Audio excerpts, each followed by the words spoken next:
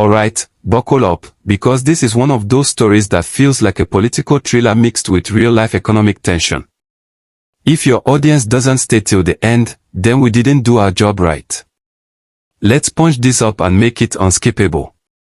The battle for the soul of Anambra's economy has officially entered a new phase, and this time, there are no half measures, no soft warnings, and no turning back. If you thought the sit-at-home saga was slowly fading into the background, think again. Governor Chukwuma Soludo has just drawn a bold, risky, and explosive line in the sand, and the entire Southeast is watching closely. This is not rumor. This is not social media noise. This is happening right now. Breaking, Governor Soludo has ordered a one-week shutdown of Onitsha Main Market, the largest market in West Africa, following continued defiance of the Monday sit-at-home directive.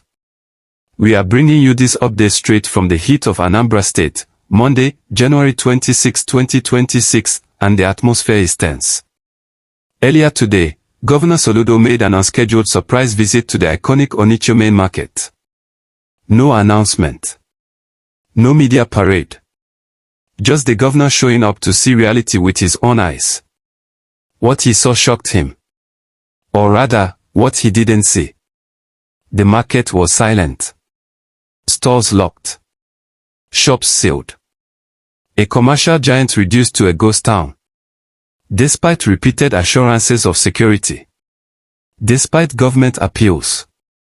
Despite economic warnings. Traders still stayed away in obedience to the Monday sit-at-home.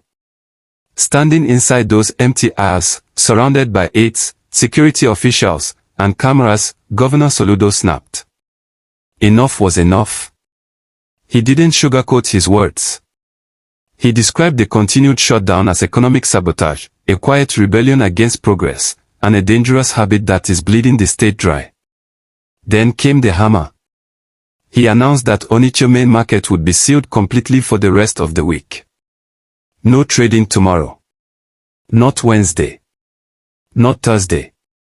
Not Friday. The gates will remain locked until next Monday.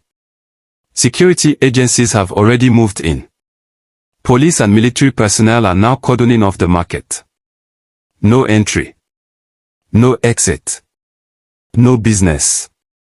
But that was only the first shock. The real bombshell came next. The governor issued a warning that sent cold chills through the trading community. We are going to cordon this place off for 1 week. If we come back on Monday and it is still locked, we will lock this market for 1 full month. Let that sink in. 1 full month. That is not a joke. That is not politics. That is economic nuclear option. The message was crystal clear. Trade on Mondays, or find another market. In his words. If you are not prepared to open your shop Monday to Saturday, then leave Anambra and go elsewhere. Period. This is high-stakes governance. Soludo is betting that pressure will finally break the culture of fear and forced shutdowns. He's basically telling traders, you either choose business, or you choose abandonment. And this move didn't come out of nowhere.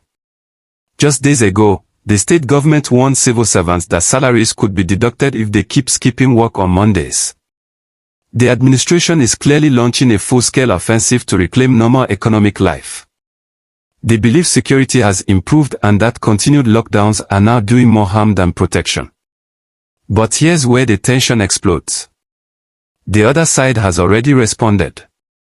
The indigenous people of Biafra, through their spokesperson Emma Powerful, released a strong statement praising the traders for standing firm. They framed the action as dignity over money and openly challenged the governor's decision. Even more dramatic, they encouraged traders to return to their shops tomorrow, Tuesday, directly contradicting the government's closure order. That sets the stage for a possible showdown. What happens if traders show up and security refuses to open the gates? Who controls the streets, the government or public fear? This isn't just politics anymore. This is a test of authority, confidence, and economic survival.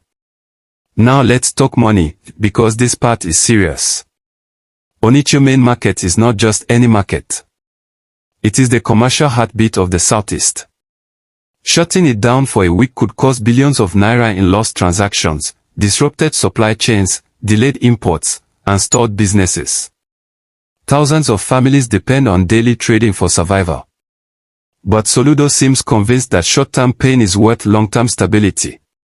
He says this is a protective measure for law-abiding citizens and insists the government cannot continue allowing fear to dictate public life. Meanwhile, tension in Onitsha is thick in the air. Some traders are angry, saying they are being punished for simply trying to stay alive and avoid attacks. Others are relieved, believing the sit-at-home culture has dragged on too long and must end for progress to return. Many are confused, caught between fear, survival, loyalty, and government authority. One thing is certain. Next Monday is D-Day. Will the market reopen? Will traders return in full confidence? Or will the gates remain shut, triggering a one-month lockdown of West Africa's biggest market? This decision could redefine power, fear, and economic control in the Southeast. Now let me throw this back to you. Do you think Governor Soludo's tough love strategy will finally break the sit-at-home culture? Or will it deepen hardship for everyday people just trying to stay safe and survive? Drop your honest thoughts in the comments. Let's talk. And if you're enjoying this deep breakdown, smash that like button so more Nigerians can stay informed. Don't forget to subscribe and turn on notifications, because this story is far from over, and the next chapter could change everything.